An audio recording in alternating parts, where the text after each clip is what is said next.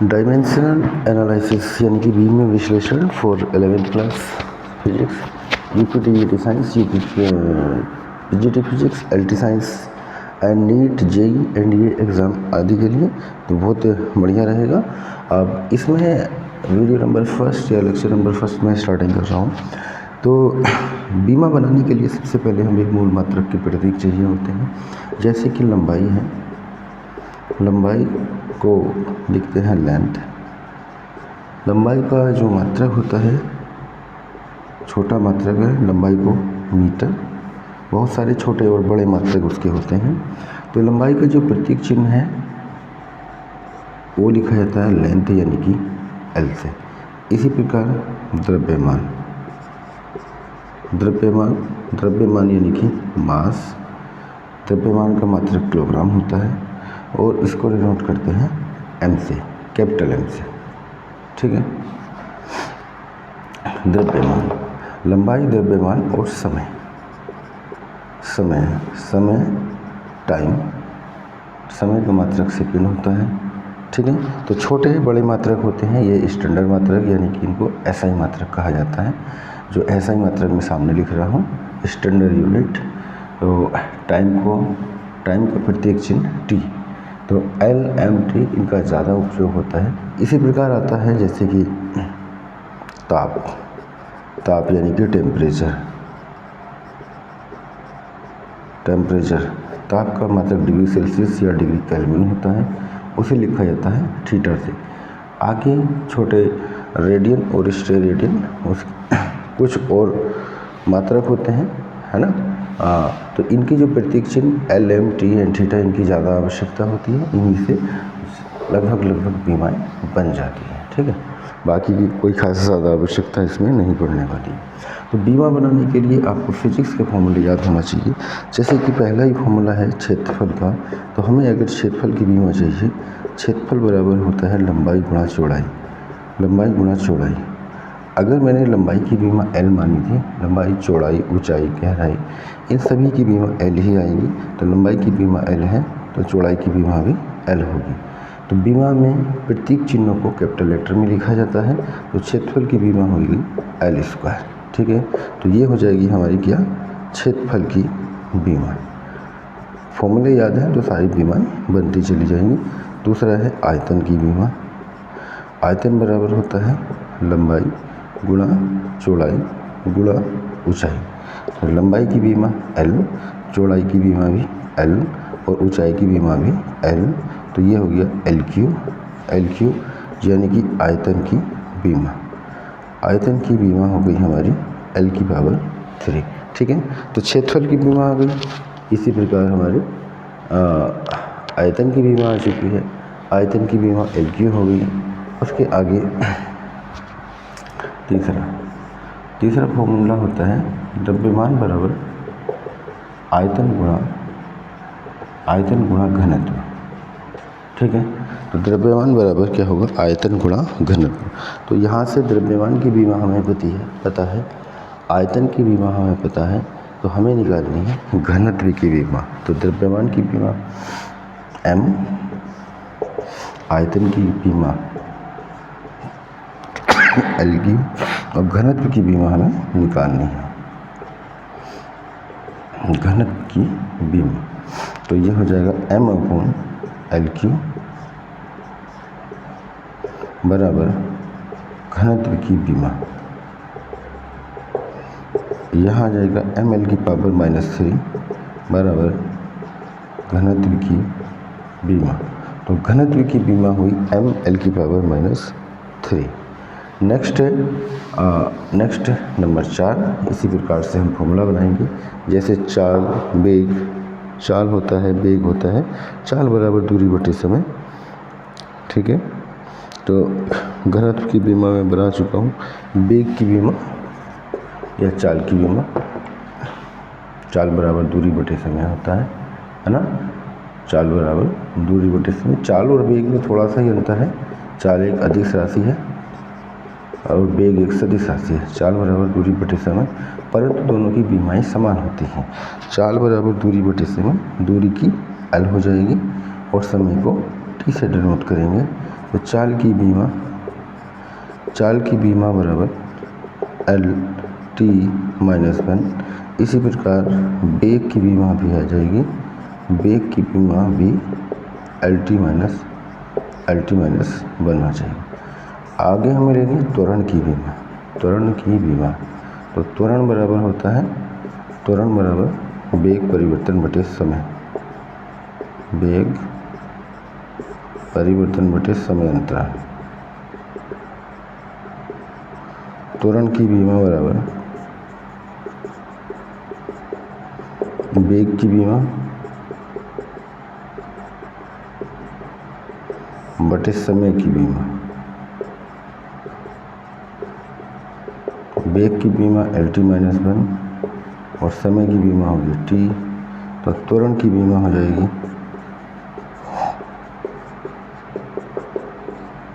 L T minus 2। ठीक है, तो त्वरण को डिनोट करते हैं एक्सेलरेशन ए से, त्वरण की बीमा एल टी माइनस 2, बेग को डिनोट करते हैं बी से, बी फॉर वेलोसिटी। ठीक है, तो हम त्वरण की बीमा निकाल चुके हैं, बेग की बीमा निकाल चुके हैं। ऐसे ही आगे बढ़ते हैं, त्वरण, बेग। इसके बाद नंबर 6 एफ बराबर एम ए होता है, यानी कि बल बराबर द्रव्यमान गुणा त्वरण। हमें फाइंड करनी है बल की बीमा। ठीक है, तो हमारे पास द्रव्यमान की बीमा पता है और ए यानी कि त्वरण की बीमा पता है। द्रव्यमान की बीमा और त्वरण की बीमा दोनों पता है, तो हमें निकालनी है बल की बीमा बराबर द्रव्यमान की बीमा m और त्वरण की बीमा एल टी माइनस 2, तो ये हो जाएगा एम एल टी माइनस 2। ठीक है, तो क्या हुआ, बल की बीमा बराबर M L T minus 2। Next है कार्य की बीमा। कार्य बराबर बल गुणा विस्थापन। फॉर्मूला याद होना चाहिए, उसी से बीमा ही बन जाएंगी, यानी कि W बराबर F इंटू डी, कार्य बराबर बल गुणा विस्थापन। तो कार्य की बीमा निकालनी है, बल की बीमा आ चुकी है एम एल टी माइनस 2, बल की बीमा, विस्थापन की बीमा L, तो ये हो जाएगा हमारा M L square T minus 2। कार्य की बीमा है M L square T minus 2। ठीक है, तो कार्य की बीमा के बाद आगे पॉइंट आएगा शक्ति क्या होता है, शक्ति की, पावर की बीमा। ठीक है, फॉर्मूला होता है इसका शक्ति की बीमा के लिए, शक्ति यानी P बराबर W बटे T, तो शक्ति बराबर कार्य बटे समय। ठीक है, कार्य की बीमा M L square T minus 2 आई है और समय की बीमा T होती है, तो शक्ति की बीमा P ज़्यादा है यहाँ पे, पावर यानी कि शक्ति, तो शक्ति की बीमा बराबर M L square T minus 3। आगे हम शक्ति की बीमा के बाद घनत्व की तो बीमा हो चुकी है, संवेग की बीमा। संवेग बराबर होता है द्रव्यमान गुणा वेग। संवेग को P से डिनोट करते हैं, P बराबर mv, बस कैपिटल और स्मॉल का अंतर है। ठीक है, P बराबर mv, तो संवेग की बीमा बराबर द्रव्यमान की बीमा m हो गया और वेग की बीमा हो गया एल टी माइनस 1, तो ये हो जाएगा एम एल टी माइनस 1। संवेग की बीमा एम एल टी माइनस 1। आगे आता है गतिज ऊर्जा की बीमा। ऊर्जा की बीमा, कार्य ऊर्जा शक्ति एक ही भौतिक राशि के रूप होते हैं। कार्य की ऊर्जा में, ऊर्जा को शक्ति में परिवर्तित किया जा सकता है। ठीक है, तो नेक्स्ट पॉइंट नंबर 10 है गतिज ऊर्जा। काइनेटिक एनर्जी के बराबर होता है हाफ एम बी स्क्वायर। यहाँ पे हाफ है बीमाहीन राशि, जितने कांस्टेंट होते हैं, जितने भी नियतांक होते हैं, उनकी बीमा एक होती है, यानी कि वो बीमाहीन राशि होते हैं। तो के की बीमा, के क्या है, गतिज ऊर्जा, के की बीमा हमें फाइंड करनी है। इसकी बीमा 1 हो जाएगी, एम की बीमा m हो जाएगी और वेग की बीमा एल टी माइनस 1 था, उसका स्क्वायर, तो ये होगा M L square T minus two, 2 से गुणा हो जाएगी पावर में। तो गतिज ऊर्जा की बीमा M L square T minus two, जो कि कार्य की बीमा के बराबर है। कार्य की बीमा भी M L square T minus two आई थी। कार्य, ऊर्जा, शक्ति एक ही भौतिक राशि के रूप होते हैं जिन्हें एक रूप से दूसरे रूप में हम बदल सकते हैं। गतिज ऊर्जा की बात आ गया है गुरुत्वीय स्थितिज ऊर्जा। गुरुत्वीय स्थितिज ऊर्जा या स्थितिज ऊर्जा भी कह सकते हैं, ये होता है mgh, ठीक है। गुरुत्वीय स्थितिज ऊर्जा, तो m स्थितिज ऊर्जा को mgh उसका फॉर्मूला होता है। m क्या होगा, द्रव्यमान होगा, g गुरुत्वीय त्वरण, g यहाँ पे होता है गुरुत्वीय त्वरण की जो बीमा है वो LT-2 है, तो गुरुत्वीय त्वरण की भी वही होगी। तो गुरुत्वीय त्वरण की बीमा LT-2 और ऊंचाई को जो लंबाई होता है, लंबाई, चौड़ाई, ऊंचाई, गहराई, इन सभी की बीमा L काउंट की जाती हैं। तो H की बीमा हो जाएगी L। अब इसको मिलाते हैं, ये हो जाएगा M L⁻² and T-2 M L square T-2। तो गुरुत्वीय स्थितिज ऊर्जा की बीमा भी वही आ गई, गुरुत्वीय स्थितिज ऊर्जा की बीमा एम एल स्क्वायर T-2। जो गतिज ऊर्जा की बीमा है वही कार्य की बीमा है, वही गुरुत्वीय स्थितिज ऊर्जा की बीमा या स्थितिज ऊर्जा की बीमा भी वही है, ठीक है। तो स्थितिज ऊर्जा की बीमा भी वही है। आगे आता है हमारा स्थितिज ऊर्जा दाब की बीमा। दाब बराबर होता है बल बटे क्षेत्रफल, ठीक है। दाब की बीमा बनानी है। दाब की बीमा बराबर बल की बीमा, बल F बराबर m में m ए की बीमा LT-2 होता है, ये त्वरण है, m LT-2, क्षेत्रफल लंबाई गुणा चौड़ाई L स्क्वायर हो जाएगी इसकी बीमा। और दाब की बीमा बनाने के लिए m L की पावर ऊपर 1 था, नीचे से 2 गया, m L1-2 T-2, तो ये हो जाएगा m L-1 T-2। ये आ गया हमारा दाब की बीमा। नंबर 13 है आगे आवेग बराबर बल गुणा समय।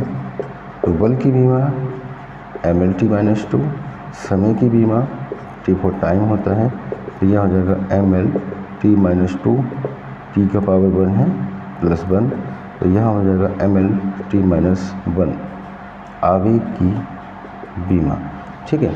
आवेग की बीमा mL⁻2, ठीक है।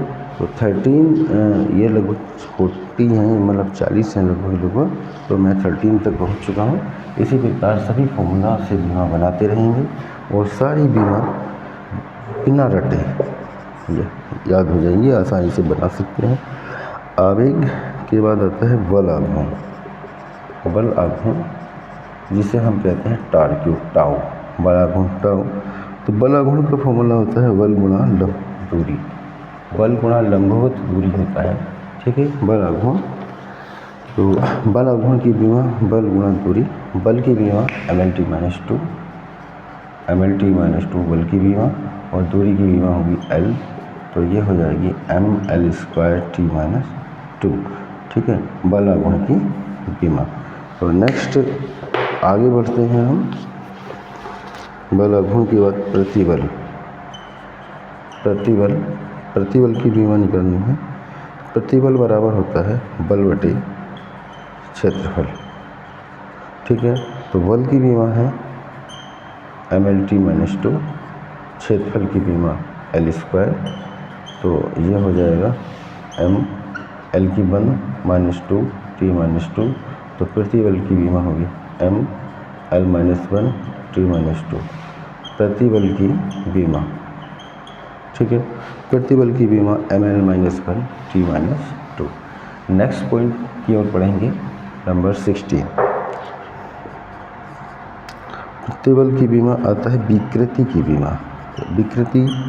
विकृति का फॉर्मूला होता है लंबाई में वृद्धि बटे प्रारंभिक लंबाई में वृद्धि बटे प्रारंभिक लंबाई, ठीक है। लंबाई में वृद्धि यानी लंबाई से काउंट होगा, बीमा उसकी एल होगी, लंबाई में वृद्धि उसकी भी एल होगी, तो ये हो जाएंगी कैंसिल। एल की पावर 1 माइनस 1 यानी कि एल की पावर 0 1। तो विकृति क्या है, एक बीमाहीन राशि है, ठीक है।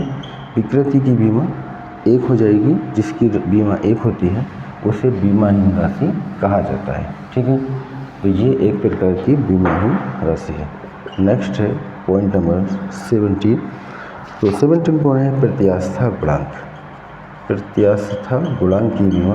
प्रत्यास्था गुणांक होता है प्रतिबल बटे विकृति। प्रत्यास्था गुणांक 3 प्रकार के होते हैं, यंग प्रत्यास्था गुणांक, आयतन प्रत्यास्था गुणांक, क्षेत्रीय प्रत्यास्था गुणांक। तो बीमा तीनों की बराबर आएगी। जो प्रत्यास्था गुणांक है, प्रत्यास्था गुणांक की बीमा जितनी होगी उतने ही यंग प्रत्यास्था गुणांक की होगी, उतने ही क्षेत्रीय प्रत्यास्था गुणांक की, और वही आयतन प्रत्यास्था गुणांक की बीमा होगी, ठीक है। तो प्रत्यास्था गुणांक होता है प्रतिबल बटे विकृति। प्रतिबल की जो बीमा आई थी वो ml-1 t-2 आई थी। विकृति एक बीमाहीन राशि है, इसकी बीमा 1 आई है, तो ये हो जाएगा ml-1 t-2 प्रत्यास्था गुणांक की बीमा ml-1 t-2। नेक्स्ट ये 17 पॉइंट हो चुके हैं। नंबर 18 है पृष्ठ तनाव की बीमा। पृष्ठ तनाव होता है बल बटे लंबाई, ठीक है। तो बल की बीमा हो गई ml-2, F बराबर m में, m ये a ये, लंबाई की l। तो पृष्ठ तनाव की बीमा हो जाएगी m, l की पावर 1 ऊपर है, 1 नीचे, 1-1 एंड t की -2। तो यहाँ हो जाएगा mt-2, mt-2 या l की पावर 0 t-2, ठीक है। आगे आता है पॉइंट नंबर 19। प्रश्न होता है गुरुत्वाकर्षण त्वरण, जिसको डिनोट करते हैं कैपिटल जी से। इसका फॉर्मूला होता है बल गुणा दूरी का स्क्वायर बटे द्रव्यमान का स्क्वायर। ये फॉर्मूला आता कैसे है, बल गुणा दूरी का स्क्वायर बटे द्रव्यमान का स्क्वायर। कैपिटल जी का एक अभी फिजिक्स में आगे आएगा केपलर्स लॉ, केपलर्स के ग्रह गति संबंधी नियम। तो केपलर्स के लॉ के अकॉर्डिंग जब दो पार्टिकल्स होते हैं, मान लें 2 पिंड है या 2 ग्रह हैं, अगर उनके द्रव्यमान m1 m2 हैं, वो आसपास हैं, तो उनके बीच कोई फोर्स लगता है, या तो वो आकर्षण बल होता है या प्रतिकर्षण होता है। आकर्षण मतलब वे अपनी ओर खींच रहे होते हैं, या प्रतिकर्षण में एक दूसरे को दूर धकेल रहे होते हैं। आकर्षण या प्रतिकर्षण बल कार्य करता है। तो केपलर्स के लॉ के अकॉर्डिंग उनके मध्य लगने वाला आकर्षण या प्रतिकर्षण बल दोनों ग्रहों के द्रव्यमान के गुणनफल के समानुपाती होता है, और उनकी बीच की दूरी के वर्ग के व्युत्क्रमानुपाती होता है। फिर क्या करेंगे, इसको मिला लेंगे दोनों समीकरणों को। ये समीकरण 1 माना, ये 2, F बराबर m1 m2 बटे आर स्क्वायर, F बराबर g m1 m2 बटे आर स्क्वायर। हमें वैल्यू फाइंड करना g का। g एक नियतांक है जिसे सार्वत्रिक गुरुत्वाकर्षण नियतांक कहते हैं। g एक कांस्टेंट है जिसे हम सार्वत्रिक गुरुत्वाकर्षण नियतांक कहते हैं। तो कैपिटल G बराबर हो जाएगा F आर स्क्वायर बटे m1 m2। तो वही फॉर्मूला बना है F G का, F यानी कि बल है, R दूरी का स्क्वायर बटे द्रव्यमान का स्क्वायर। तो m1 m2 क्या है, द्रव्यमान है। तो गुरुत्व त्वरण की बीमा यानी कि कैपिटल G की हमें बीमा बनानी है। बल की बीमा ml-2, F बराबर ma, m की बीमा m, a की बीमा l-2, दूरी है l, दूरी का स्क्वायर l स्क्वायर हो जाएगा, द्रव्यमान है m, ये हो जाएगा m का स्क्वायर। इसको सॉल्व करेंगे, m की पावर 1-2, l की पावर 1 है 2, ये l की पावर 3, t की पावर -2। तो यहाँ हो जाएगा m की पावर -1, l की पावर 3, t की पावर -2। तो कैपिटल G की बीमा यानी कि गुरुत्वाकर्षण नियतांक की बीमा m-1 l3 t-2 आ जाएगी। नेक्स्ट आगे आता है नंबर 20, ठीक है। 19 नंबर में इस पे ले चुका हूँ गुरुत्वाकर्षण तक। अगला पॉइंट है गुरुत्वीय क्षेत्र।